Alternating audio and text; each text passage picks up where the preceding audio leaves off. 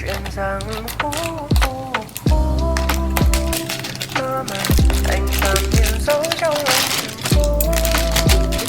Yên lặng là từng câu hát anh yêu em viết ra không tên.